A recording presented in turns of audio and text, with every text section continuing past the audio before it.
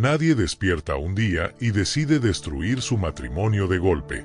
Casi siempre la deshonra empieza como algo pequeño, tan pequeño que parece inofensivo, una frase a medias para evitar una discusión, una omisión para no dar explicaciones, una sonrisa que se guarda en el bolsillo como si nadie la fuera a ver. Y ahí está el primer límite que se cruza, cuando el marido empieza a proteger su imagen en lugar de proteger su pacto, cuando prefiere verse bien antes que ser verdadero, y sin darse cuenta cambia el te debo honestidad por te debo solo lo que me conviene contar. Al principio son mentiras que él mismo se justifica, no es tan grave, solo quiero paz, ella no entendería. Pero la verdad es que la paz comprada con engaño es una paz falsa, se siente suave por fuera, pero por dentro deja una inquietud que no se va. Mentir no es solo decir algo incorrecto, es construir un mundo paralelo donde la esposa ya no puede entrar. Y cuando un esposo crea un mundo paralelo, aunque sea con detalles mínimos, está abriendo una puerta que no debería existir. Porque en un matrimonio sano no hay rincones prohibidos, no hay habitaciones cerradas con llave, no hay conversaciones que necesitan esconderse para no complicar. El pacto matrimonial no se sostiene con grandes discursos, se sostiene con pequeñas decisiones diarias, decir la verdad, reconocer errores, ser coherente cuando nadie está mirando. Luego vienen los mensajes ocultos. Y aquí muchos todavía intentan convencer a su conciencia de que no pasa nada, solo estamos hablando, solo es una amistad, no hay contacto físico. Pero el corazón no necesita tocar para traicionar, a veces solo necesita alimentar una emoción a escondidas.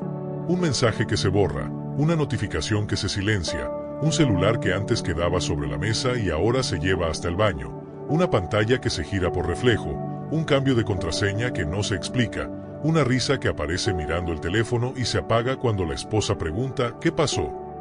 Todo eso no son detalles neutros, son señales de que la transparencia se está debilitando. Y donde la transparencia muere, la confianza empieza a enfermar.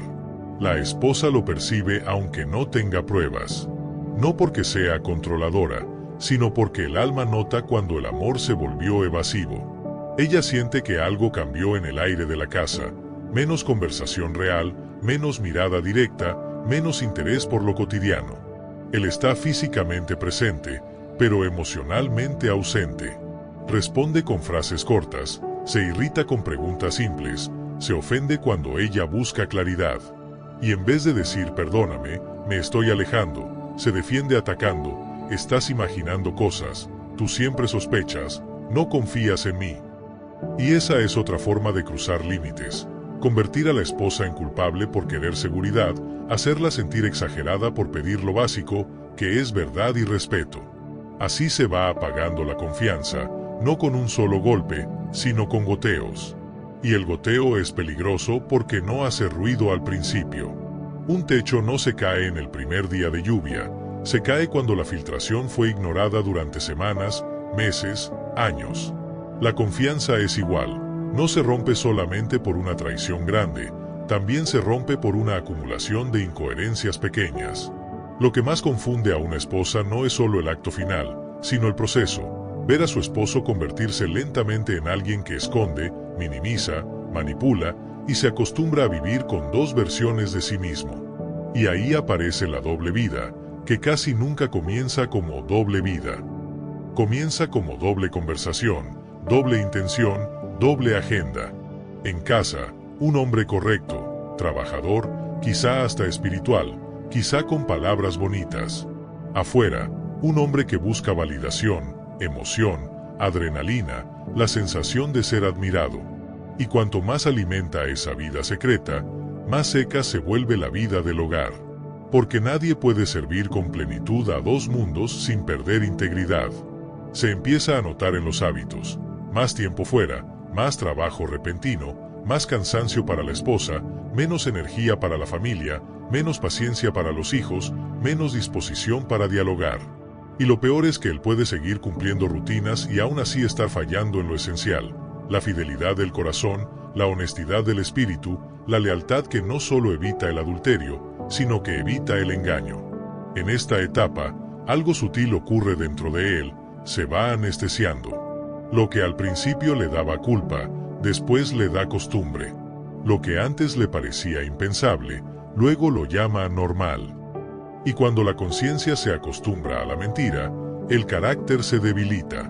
Por eso la Biblia insiste tanto en la verdad, porque la verdad no es solo un valor moral, es un protector del alma. Cuando un hombre pierde la práctica de decir la verdad, pierde la capacidad de verse con claridad.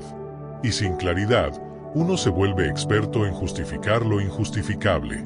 El problema es que la esposa también va cambiando, no porque quiera, sino porque la incertidumbre la desgasta. Ella empieza a dudar de sí misma, revisa conversaciones pasadas, intenta entender en qué momento se enfrió el amor, se pregunta si ya no es suficiente, si ya no es atractiva, si ya no vale. Y esa es una de las crueldades más silenciosas de la traición. No solo rompe un pacto, también hiere la identidad de quien confió. El hogar, que debería ser el lugar más seguro, se vuelve un lugar donde ella camina con cuidado, midiendo palabras, temiendo preguntas, sintiéndose sola aún estando acompañada. Y mientras todo eso ocurre, el marido muchas veces sigue diciendo te amo. Pero el amor sin verdad se vuelve una palabra vacía. Porque amar no es solo sentir, amar es cuidar. ¿Y cómo cuida a alguien a quien le oculta la realidad? ¿Cómo protege a su esposa si la expone al engaño? La confianza dentro del matrimonio no se alimenta de promesas, se alimenta de coherencia. Un hombre puede jurar 1000 veces que no pasa nada, pero si sus actos se esconden, si su vida no es transparente, si su reacción ante preguntas es agresiva, entonces la confianza se apaga igual, como una lámpara que se queda sin aceite. Y tal vez alguien que escucha esto piense, pero son cosas pequeñas. Justamente ahí está el peligro. Porque lo pequeño es la semilla. Nadie celebra una semilla porque parece insignificante, pero con tiempo se convierte en árbol, y luego ese árbol da fruto. Las mentiras pequeñas dan frutos amargos. Los mensajes ocultos se convierten en vínculos emocionales. Las justificaciones se convierten en hábitos. Y el hábito, si no se frena, se convierte en esclavitud. Por eso es tan importante mirar el inicio, no solo el final. Porque cuando un esposo cruza límites pequeños y no vuelve atrás, está entrenando su corazón para traicionar con menos resistencia. Si hoy un hombre todavía está en esa fase discreta, si todavía cree que nadie lo nota, que nada está pasando, que puede controlarlo, necesita entender algo. La confianza no muere de repente, muere lentamente, y cuando finalmente se da cuenta, muchas veces ya hay un abismo donde antes había cercanía. Hay señales que el cielo no ignora, porque la traición no es solo un error privado, deja un rastro espiritual y emocional, y ese rastro tarde o temprano se siente en el cuerpo, en la casa y en el alma. Dios ve lo que se esconde y no lo trata como un detalle, porque incluso lo secreto será traído a juicio, sea bueno o sea malo. La traición no empieza rompiendo una puerta, empieza apagando una luz por dentro. Y cuando un marido camina en doble intención, algo en su interior comienza a partirse. Por fuera puede sostener rutinas, pero por dentro pierde dirección, pierde claridad, y lo que antes era un corazón sensible se vuelve un corazón que se autoengaña. La Escritura describe esa capacidad de engañarse como algo real y peligroso. El corazón puede volverse traicionero, capaz de justificar lo que sabe que no está bien. Por eso, aunque nadie lo descubra aún, la vida espiritual empieza a agrietarse, la oración se vuelve mecánica, la adoración se vuelve distante, la conciencia se vuelve selectiva, y la paz, esa paz que no depende de circunstancias, se vuelve difícil de sostener. Y mientras el marido se va endureciendo por dentro, la esposa va cargando un peso que no pidió. El dolor de una traición no es solo tristeza, es confusión, es ansiedad, es un duelo silencioso por la persona en la que ella creyó, es mirar el mismo hogar y sentir que ya no es el mismo lugar. Muchas esposas describen esto como una herida invisible. Nadie la ve por fuera, pero por dentro sangra, porque la injusticia no solo quita tranquilidad, también roba sentido. Y aquí hay algo importante. Dios no tiene placer en la injusticia, no la celebra, no la considera una fase, el mal no encuentra hogar en él. Cuando una mujer es tratada con engaño, Dios no se queda indiferente, porque Él defiende la causa del oprimido y actúa con justicia. A veces la esposa intenta explicarse lo que siente sin acusar, intenta ser prudente, intenta creer lo mejor, pero su espíritu percibe que algo no está alineado. El cariño se enfría, las respuestas se vuelven cortas, las conversaciones se llenan de evasivas, y lo que antes era complicidad ahora parece distancia. Y aunque él diga no es nada, el ambiente se llena de una tensión rara, como si el amor estuviera presente, pero la verdad no. Esa mezcla es devastadora, porque el amor fue creado para descansar en la verdad, no para sobrevivir en la sospecha. Cuando la injusticia entra al matrimonio, deja huellas. La esposa se vuelve hipervigilante, empieza a dudar de sí misma, se pregunta si está exagerando, y eso también es una forma de violencia emocional, hacer que alguien desconfíe de su propia percepción. Y Dios no ignora ese tipo de injusticia, aunque parezca doméstica, aunque no salga en titulares, aunque se disimule con sonrisas. Hay una razón por la que la Biblia insiste en que todo lo oculto será traído a juicio, porque el secreto puede engañar a las personas por un tiempo, pero no puede engañar a Dios. La traición deja marcas que se manifiestan, tal vez en pérdida de paz, tal vez en irritabilidad constante, tal vez en un cansancio del alma que no se cura con vacaciones, porque el problema no es falta de descanso, es falta de integridad. Y aquí entra una verdad que da temor, pero también da esperanza: la injusticia no es eterna. Puede avanzar por un tiempo, puede hacer daño, puede parecer que nadie se dio cuenta, pero lleva dentro una semilla de exposición, porque Dios es justo, y su justicia no es lenta por descuido, es paciente por misericordia. Aún así, la huella queda, en la conciencia del que engaña y en el corazón de la que confió, porque Dios mira tanto al traidor como a la herida, y no llama anormal a lo que destruye. Por eso, si alguien escucha esto y se reconoce en esa historia, que entienda: Dios no está distraído, Dios no está lejos, Dios no está confundido, lo oculto no está seguro para siempre, y la injusticia no se queda sin respuesta. Cuando Dios rompe el silencio, no lo hace para humillar por deporte, lo hace para detener una caída que ya viene ganando velocidad. Hay momentos en que el pecado parece silencioso, como si caminara con zapatos suaves dentro de la casa, pero la verdad es que hace ruido en el mundo espiritual y deja vibraciones en lo cotidiano. Por eso la Escritura enseña que nada queda realmente escondido y que lo oculto termina siendo traído a la luz, porque Dios mira también lo secreto y lo juzga con justicia. Y cuando esa luz empieza a encenderse, no siempre llega como un rayo repentino.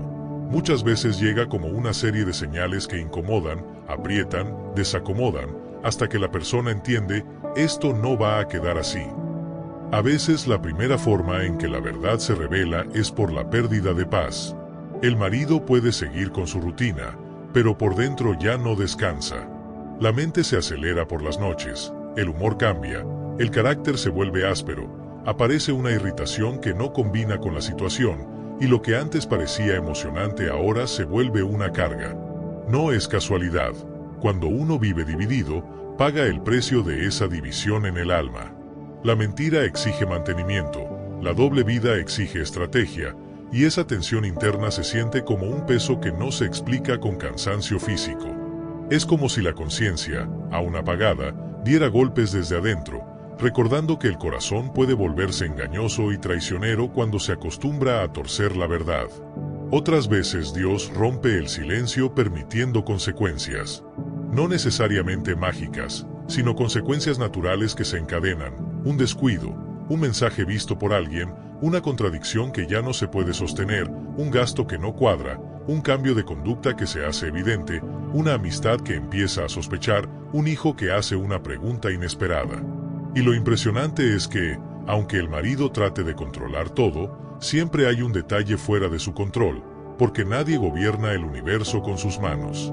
Cuando la injusticia se instala, deja huellas, y esas huellas aparecen en la conversación, en los gestos, en la forma de mirar, en la distancia emocional, en la casa que se vuelve tensa. Dios no ama la injusticia y no la trata como un tema pequeño, porque la injusticia destruye, y lo que destruye, Él lo confronta. También hay revelaciones que vienen por confrontación directa. A veces la esposa, cansada de sentirse confundida, un día deja de preguntar ¿está todo bien? Y pregunta con firmeza ¿qué está pasando de verdad? Y esa pregunta, dicha con calma pero con claridad, se vuelve una puerta que ya no se puede cerrar con facilidad. Porque la mentira se alimenta de niebla, pero se debilita cuando alguien exige luz. En ese momento, muchos maridos intentan escapar con enojo, con victimismo o con acusaciones, pero la confrontación sigue siendo una misericordia. Es la oportunidad de parar antes de destruirlo todo. Aunque duela, aunque queme, aunque provoque vergüenza, es mejor una verdad dolorosa que una mentira cómoda. Y hay ocasiones en que la exposición es más amplia. La verdad se revela en el círculo de amigos, en la familia, en la comunidad, en la propia iglesia, no porque Dios disfrute exhibiendo, sino porque la doble vida no puede sostenerse para siempre. El secreto crea la ilusión de control, pero esa ilusión siempre se rompe.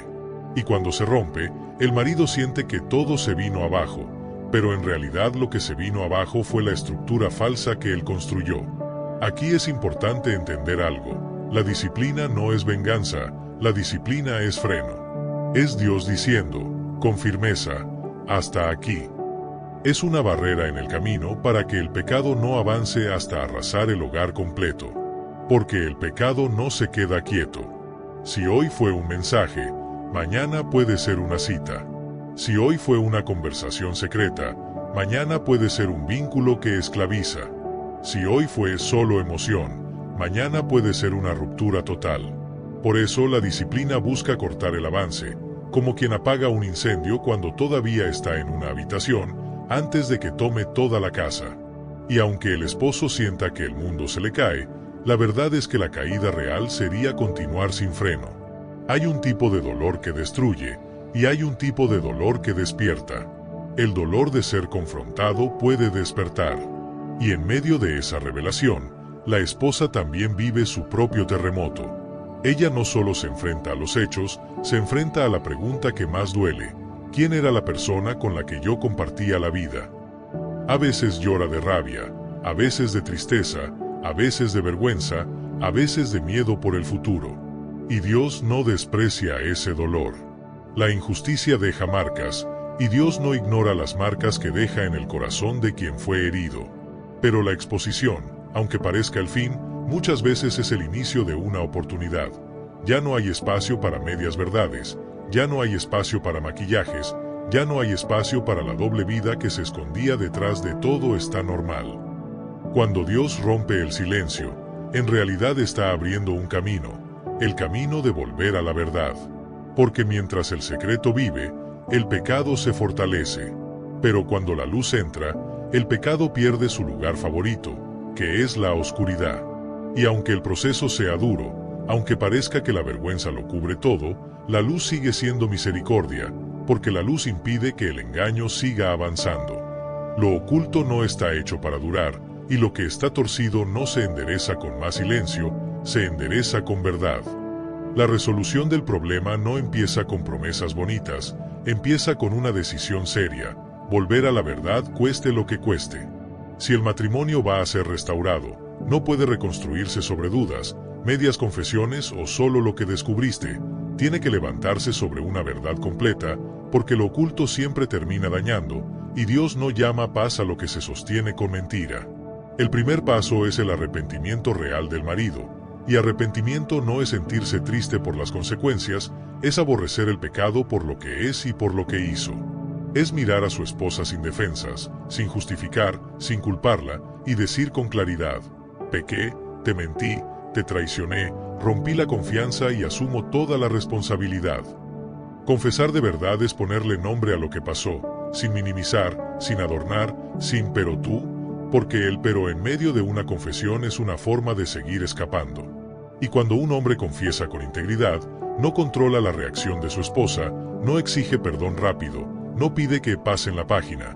Él entiende que rompió algo precioso y que restaurarlo toma tiempo. El segundo paso es cortar de raíz con la infidelidad, y aquí no hay espacio para ambigüedades. Cortar significa terminar todo contacto con la tercera persona, no solo bajar la intensidad, no hablar como amigos, no dejar una puerta por si acaso.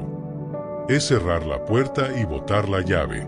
Significa bloquear números, eliminar redes si hace falta, cambiar hábitos, evitar lugares, renunciar a conversaciones privadas, y si el trabajo o el entorno obliga a contacto, entonces se crean límites estrictos y supervisados, porque quien quiere sanar no juega con la herida.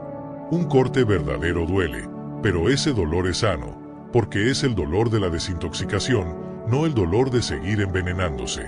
El tercer paso es transparencia total, no como castigo, sino como medicina. Un hombre que dañó la confianza no puede pedir confianza como si nada, primero debe volverse confiable. Eso incluye acceso abierto a celular, redes y correos, horarios claros, ubicaciones compartidas si la pareja lo acuerda, y disposición inmediata a aclarar dudas sin explosiones de enojo. La esposa no necesita vivir como detective para siempre, pero en la etapa de reconstrucción sí necesita evidencia constante de coherencia. La transparencia no es humillante cuando el objetivo es restaurar, lo humillante fue la mentira, lo digno ahora es caminar en luz. El cuarto paso es buscar perdón con hechos. Decir perdón es correcto, pero no basta. El perdón que se pide bien viene acompañado de cambios visibles. Paciencia cuando la esposa tenga crisis, respeto cuando haga preguntas, compasión cuando llore, humildad cuando recuerde el dolor y constancia cuando parezca que el avance es lento. Habrá días en los que ella parezca mejorar y al día siguiente vuelva a quebrarse por un recuerdo, una frase, una imagen, una fecha. El esposo arrepentido no dice otra vez con eso, sino entiendo por qué duele, estoy aquí y voy a sostener este proceso. Porque la confianza no se reconstruye con intensidad, se reconstruye con repetición. Repetir verdad, repetir coherencia, repetir presencia. El quinto paso es consejería y acompañamiento espiritual y emocional. Hay cosas que una pareja no logra sanar sola, porque la herida es profunda y los patrones están arraigados. A veces se necesita un consejero matrimonial, un pastor maduro, un líder sabio, y también, si es posible, apoyo terapéutico para procesar trauma, ansiedad y autoestima.